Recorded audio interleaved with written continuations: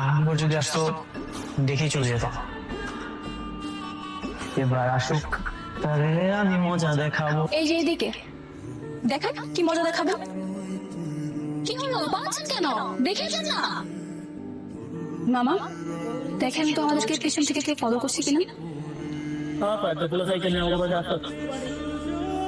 বাবা রাখেন তো। কি সমস্যা আপনার? আপনাকে আমি বলেছি তখন আমার সামনে আসবে না, তারপর কেন আসছেন? আরে আজ আমি আপনাকে কিছু বলছি, আপনি বলার মতো ইশারা করছেন কেন? কথা বলতে পারেন না? ও বুঝতে পেরেছি, আমি আপনাকে কথা বলতে নিষেধ করেছি বলে আপনি কথা বলছেন না। ঠিক আছে আপনি কথা বলুন। তোমাকে দেখতে ভালো লাগে, তাই তো বারবার আমি তোমাকে দেখতে আসি। আমি জানি তুমি বিরক্ত হও, তুমি বিরক্ত জেনে আমি তোমাকে দেখতে আসি। আর আসতে হবে না, আমি তাহলে তোমার সামনে আসবো না। মনে যেন থাকে। বাবা কি হলো তাড়াতাড়ি দেখো না, আমার এমনিতে লেট হয়ে গেছে। দেখছি মা। আরে জোনাকি তুমি এখানে? আঙ্কেল আসসালামু আলাইকুম। ওয়ালাইকুম আসসালাম।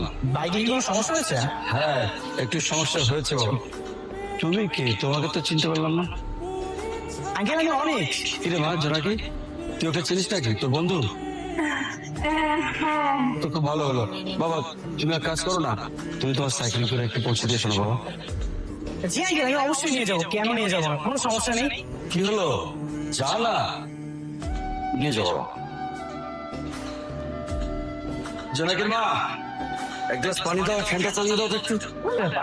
তোমার নামে একে ভার্সিটি দিয়ে অফিসে যাওয়ার কথা। ওর এক বন্ধুর সঙ্গে দেখা হয়েছিল, ওর সাইকেল ছিল, সাইকেলে করে পাঠিয়ে দিয়েছি। ও যাক বাবা, মেয়েটার পরীক্ষাটা ভালো ভালো দিতে পারলেই হয়। এত লেট হলো কেন? সবাই এক্সাম শেষ করে বের হয়ে গেছে, তোমার জন্য ওয়েট করতে করতে তো আমার পা ব্যথা হয়ে গেছে। তো আমি কি আপনাকে বলেছি যে আপনি আমার জন্য ওয়েট করেন?